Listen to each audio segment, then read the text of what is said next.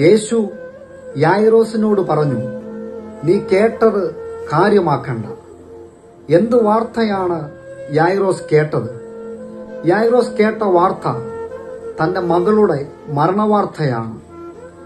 യായിറോസ് തന്റെ ഭവനത്തിൽ നിന്ന് യേശുവിനെ കാണാൻ ഇറങ്ങിത്തിരിക്കുമ്പോൾ ദീനമായി കിടക്കുന്ന മകളെ കണ്ടിട്ടാണ് യേശുവിന്റെ അരികിലേക്ക് യായിറോസ് ഇറങ്ങിത്തിരിച്ചത്. യേശുവുമായി തിരികെ തന്റെ ഭവനത്തിലേക്ക് വരുമ്പോൾ യായിറോസ് കേൾക്കുന്ന വാർത്ത തന്റെ മകളുടെ മരണവാർത്തയാണ്. ആ വാർത്ത യാഥാർത്ഥ്യം തന്നെയാണ്. യായിറോസ് കേട്ട ഉടനെ തകർന്നു പോയിരിക്കാം. എന്നാൽ അരികിൽ നിന്ന് യേശു കർത്താവ് പറഞ്ഞു, യായിറോസേ, നീ കേട്ടത് കാര്യമാക്കണ്ട, നീ എന്നിൽ വിശ്വസിക്കുക മാത്രം ചെയ്യുക.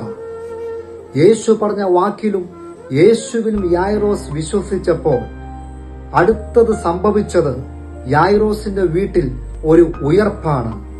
ഈ വചനത്തിൽ നിന്ന് ഒരു ദൈവശബ്ദം ഞാൻ പറയട്ടെ.